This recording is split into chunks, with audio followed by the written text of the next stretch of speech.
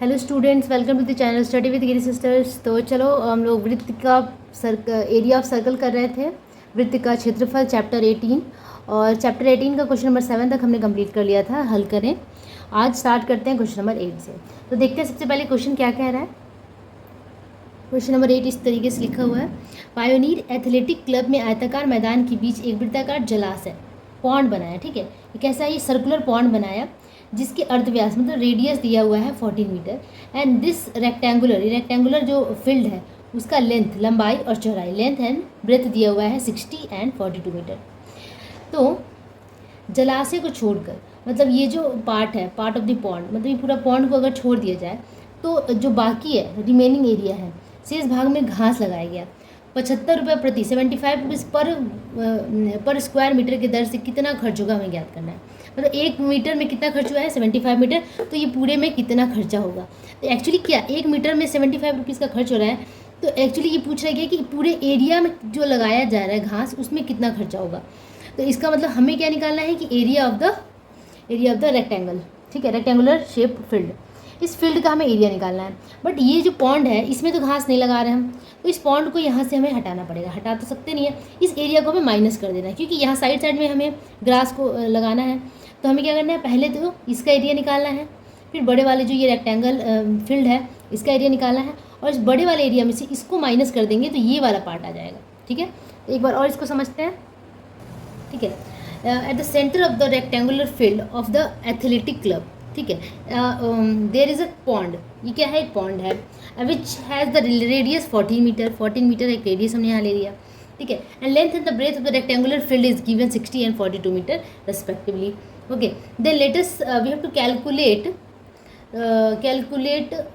the cost it will take. Sorry, it is given how much cost it will take for the planting grass of the remaining area। तो ये part को हम planting कर रहे हैं grass का, तो रिमेनिंग पार्ट पे हम लोग घास उगा रहे हैं।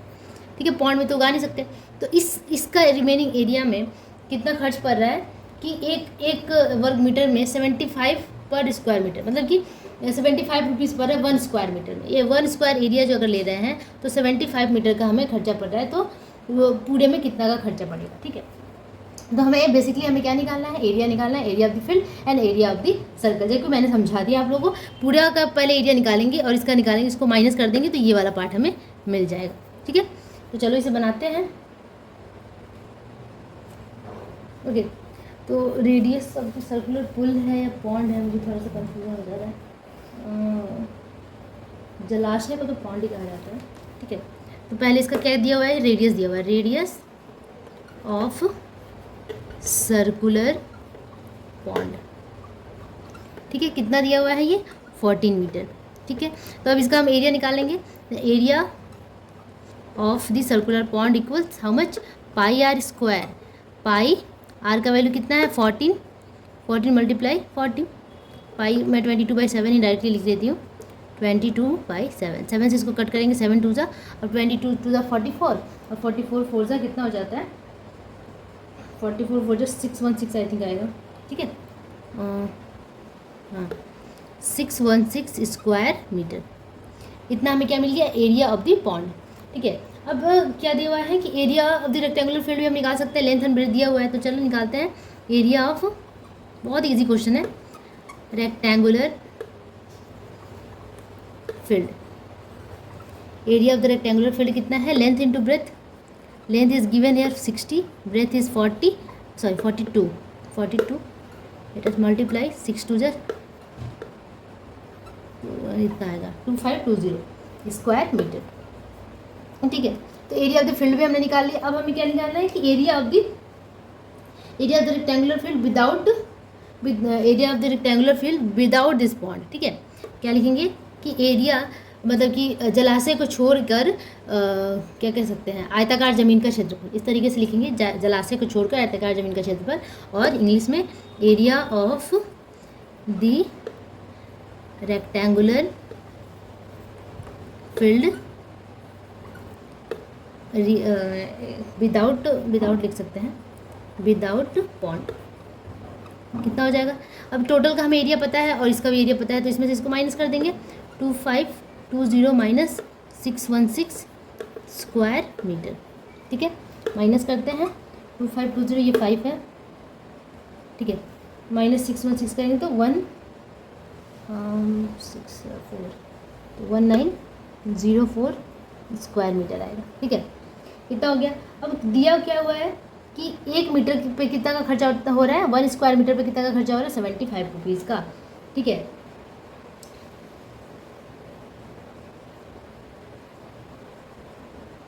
तो लिखेंगे cost for the 1 square metre equals 75 rupees, then cost for the 1904 square metre equals how much, 75 multiply 1904, या फिर डायरेक्टली आप लिख सकते थे कि कॉस्ट फॉर दी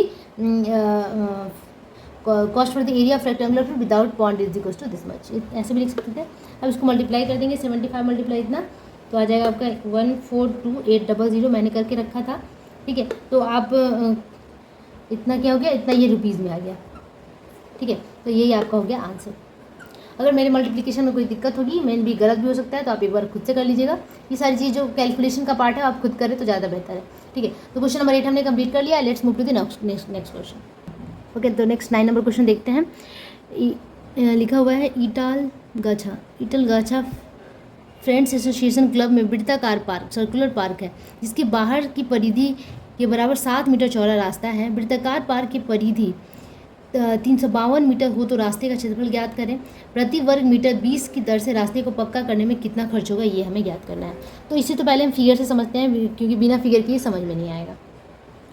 यह क्या हुआ है कि इस तरीके से एक पार्क है, ये हमारा सपोज कि ये पार्क है, ये कैसा है, सर्कुलर पार्क है। इसके चारों तरफ रास्ता है। तो इसी तरीके से सर्कुलर फॉर्म में ही एक रास्ता है जिसका विड्थ दिया हुआ है, कितना है, 7 मीटर, 7 मीटर, ठीक है, 7 मीटर। और क्या दिया हुआ है देखते हैं, विड्थ ये 7 metre. And let us write and calculate the area of the path. हमें क्या करना है, एरिया ऑफ द पाथ निकालना है, इसका पूरा एरिया हमें निकालना है, और साथ में ही एरिया निकालना है। और क्या क्या दिया हुआ है, if the perimeter of the circular park is 352 metre. मतलब ये जो सर्कुलर पार्क है हमारा, जो मेन पार्क है, ठीक है, मैं इसको ग्रीन एरिया कर देती हूँ। ये जो ग्रीन एरिया है ये हमारा एक्चुअल पार्क है, ठीक है। तो इसका पेरीमीटर दिया हुआ है, ठीक है। तो लिखेंगे कि पेरीमीटर, अच्छा पहले तो सपोज कर लेते हैं कि let the radius of circular park equals small r ले लिया हमने, radius of the circular park. Then perimeter of the park कितना दिया हुआ है, perimeter of the park 352 metre, okay. तो perimeter of the park is given 352 metre. Now we know that the perimeter formula perimeter is 2 pi r, that means is equals to 350। We can equate easily, ठीक है, क्योंकि 2 pi are होता ही है। तो यहाँ पे हम आर तो हमने छोटे वाले पार्क को ले लिया था, मतलब ये वाला जो पार्क है ये एक्चुअल पार्क है, तो ऊपर से रास्ता घिरा हुआ है, पार्क का जो रेडियस हमने लिया था स्मॉल आर, ठीक है। तो आर इज इक्वल्स टू क्या हो जाएगा, 352 डिवाइडेड बाई 2 पाई की जगह पे पुट कर देते हैं 352 डिवाइडेड बाई 2 मल्टीप्लाई 22/7। तो ये 7 ऊपर चला जाएगा, 352 मल्टीप्लाई 7 बाई 2 × 22, ठीक है। अब इसे क्या कर लेंगे हम, अब इसे हम कर लेंगे रिड्यूस, कट कर लेंगे, ठीक है। 2 से और 7 से, नहीं 7 से तो नहीं जाने वाला, 2 से ही जाएगा, 11 से भी जा सकता है। चलो 2 से पहले कट करते हैं, 2 1 = 2, 1 2 7 = 14, 1 2 6 जा, ठीक है। अब ये हो गया 176, तो 22 से इजली कट हो जाएगा, 22 8 जा हो जाता है ना, हाँ 22 8 जा 176 एंड 8 7 जा 56। तो क्या गया, 56 मीटर रेडियस हमें मिल गया, ठीक है। अब ये हमें रेडियस पता चल गया कि रेडियस ऑफ द पार्क कितना है, 56 मीटर, ठीक है। अब हमें जो निकालना एक्चुअली क्या है कि रेडियस ऑफ दी क्या कहते हैं, पाथ का निकालना है, ठीक है। जो रास्ता है उसका क्षेत्रफल कितना है ये हमें निकालना है। तो रास्ता का क्षेत्रफल हम कैसे निकालेंगे, जब इस बड़े वाले सर्कल का हमें एरिया पता चल जाएगा और छोटे वाले का पता चल जाएगा, तो बड़े वाले में से जब छोटे वाले को माइनस कर देंगे तो हमारा ये आ जाएगा एरिया, ठीक है, मतलब कि सबसे पहले हमें क्या करना होगा कि जो बड़ा वाला है उसका हमें रेडियस फाइंड करना होगा। तो उसका रेडियस फाइंड करना बहुत ईजी है, हमें ये रेडियस तो मिल गया, ठीक है। और ये जो पाथ का जो चौड़ाई था, इसका जो ये डिस्टेंस था, ये तो दिया हुआ है ना, कितना चौड़ा रास्ता है, जो इसका ब्रेथ वो दिया हुआ है। तो ये दोनों और ये दोनों को ऐड करेंगे तो हमें बड़ा वाला जो सर्कल बन रहा है उस सर्कल का हमें क्या मिल जाएगा, रेडियस मिल जाएगा। तो अब लिखते हैं कि रेडियस ऑफ अ सर्कल, क्या लिखते हैं कि रेडियस ऑफ द सर्कल, या पार्क लिख सकते हैं हम, पार्क विथ पाथ के साथ जो इसका रेडियस है वो कितना हो रहा है। तो अभी इसका रेडियस 56 है, मान लेते हैं कि कैपिटल आर है, चलो suppose it is capital R, let is equals, तो ये 56 ये था और 56 + 7 कर देंगे, 56 + 7 इज इक्वल्स टू कितना हो जाएगा 63, ठीक है 63 metre.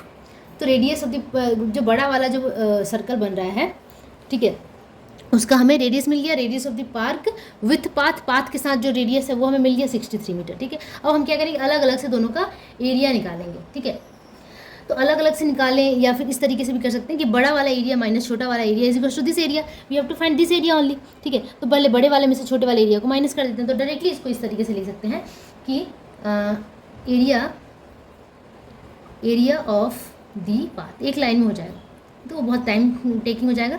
Area of the path कैसे निकालेंगे, बड़ा वाला जो सर्कल है पाई कैपिटल आर स्क्वायर, ठीक है, कैपिटल आर हमने मान लिया था, minus pi small R square, ठीक है। दोनों को माइनस करेंगे तो हमें मिल जाएगा कि इसका पाथ का जो एरिया है वो कितना है, ठीक है। तो यहाँ से आप देख सकते हो कि हम इसको पाई को कॉमन ले लेते हैं तो capital R square minus small R square होता है और इसका फॉर्मूला हो जाता है A square minus B square के फॉर्म में। अगर इसमें इसको रिड्यूस करूँ तो आर प्लस स्मॉल आर और आर माइनस स्मॉल आर होता है। तो ये थोड़ा ईजी हो जाए, कन्वीनियंट होगा करने के लिए। तो अब यहाँ पे पुट करते हैं, पाई का वैल्यू 22/7, कैपिटल आर का वैल्यू कितना है 63 है, स्मॉल आर का वैल्यू है कितना 56, उसी तरह 63 माइनस 56, ठीक है।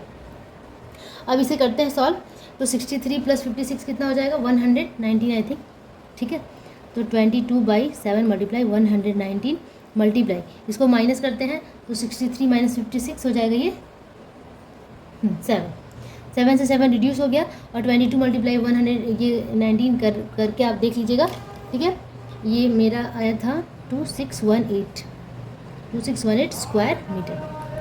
तो ये आ जाएगा कितना 2618 स्क्वायर मीटर। तो एरिया ऑफ द पाथ कितना हो गया 2618 स्क्वायर मीटर, ठीक है। अब हमें क्या निकालना है, एक्चुअली में एरिया ऑफ द पाथ तो हमें निकालना ही था, साथ ही में हमें क्या निकालना था कि एक और क्वेश्चन इसमें ऐड है, ठीक है। दो क्वेश्चन है इसमें। प्रति वर्ग मीटर 20 रुपये की दर से रास्ते को पक्का कराने में कितना खर्च पड़ेगा, मतलब 1 मीटर में कितना खर्च पड़ रहा है 20 रुपीज़ पड़ रहा है, तो इतना में कितना खर्चा पड़ेगा 20 से मल्टीप्लाई कर देंगे, ठीक है, बहुत ईजी है। तो लिखेंगे कॉस्ट ऑफ दी, उसको पक्का कराना है कंक्रीट से या जो भी कर सकते हैं, कॉस्ट ऑफ कंक्रीटिंग लिख सकते हैं आप, कंक्रीटिंग दी पार्क, मतलब पार्क को पक्का कराने में, पाथ को पक्का कराने में, पाथ रास्ते को पक्का कराने में, कंक्रीटिंग कराने में, मतलब जो भी होगा। तो इसमें 1 मीटर में 20 रुपीज़ का खर्चा हो रहा था, तो इतने मीटर में कितना का होगा, ऑब्वियसली छोटे बच्चे का क्वेश्चन है ये, इसको मल्टीप्लाई कर देते हैं। तो क्या करेंगे हम ₹20 मल्टीप्लाई बाई 2618, ठीक है। अब इसको आप 2 से मल्टीप्लाई करके एक 0 पुट कर दीजिए, तो जाएगा कितना 5236 और एक 0 इतना रुपीज़ का खर्चा आएगा, मतलब कि 52,000 लग जा रहा है, ज़्यादा ही खर्चा है। चलो ठीक है, तो इस तरीके से इस क्वेश्चन को हमें सॉल्व करना है, ठीक है। एक बार मैं पूरे अच्छी तरीके से आंसर्स को दिखा दूँ। ओके, तो चलो अब मूव करते हैं हम नेक्स्ट क्वेश्चन पे, question number 10। Okay, next question 10 number. Anowara Bibi ने अपने अर्धवृत्ताकार जमीन, अर्धवृत्ताकार सेमी सर्कुलर जो है एरिया है, ठीक है, सेमी सर्कुलर एरिया है, ज़मीन के चारों ओर 18.50 मतलब कि 18.50 प्रति वर्ग के दर से प्रति मीटर की दर से घेरा लगाने में उसको 2664 रुपये का खर्चा होता है, तो 2664 रुपीज़ का उसको एक्सपेंस हो जाता है। यदि वो इसी अर्धवृत्ताकार ज़मीन में 32 रुपये प्रति वर्ग मीटर की दर से खेती करती तो वो कितना रुपया खर्च करती ये हमें पता करना है। सिर्फ फेंसिंग करने में, उसको चारों तरफ से घेरा लगाने में इतना रुपये का खर्चा कर लिया उसने। अगर वो इतने इसी वृत्ताकार जमीन में 32 रुपये प्रति वर्ग मीटर की दर से खेती करते हैं। मतलब 1 मीटर में इसको 32 रुपये का खर्चा पड़ता, तो टोटल मतलब इस ज़मीन पे खेती करने में, फार्मिंग करने में उसे कितना खर्चा पड़ेगा, ये हमें यहाँ से फाइंड करना है। तो चलो, इसका मतलब पहले तो हमें क्या करना है, एक पेरीमीटर से रिलेटेड भी है इस क्वेश्चन में, और साथ में ही जो इस तरीके से दिया हुआ है ना कि इसमें फार्मिंग करती है, मतलब उसके अंदर क्या बातें हो रही हैं। अब फेंसिंग की बात नहीं हो रही है, तो जो अंदर की जब बातें हो जाती हैं तो वो क्या निकालना होता है, हमें निकालना होता है एरिया। तो हमें साथ में एरिया भी यहाँ पे फाइंड करना होगा। जैसे जैसे क्वेश्चन को करेंगे और समझ में आएगा। तो चलो इसे स्टार्ट करते हैं। Okay, then what is given here, first it is given that Anwar Bibi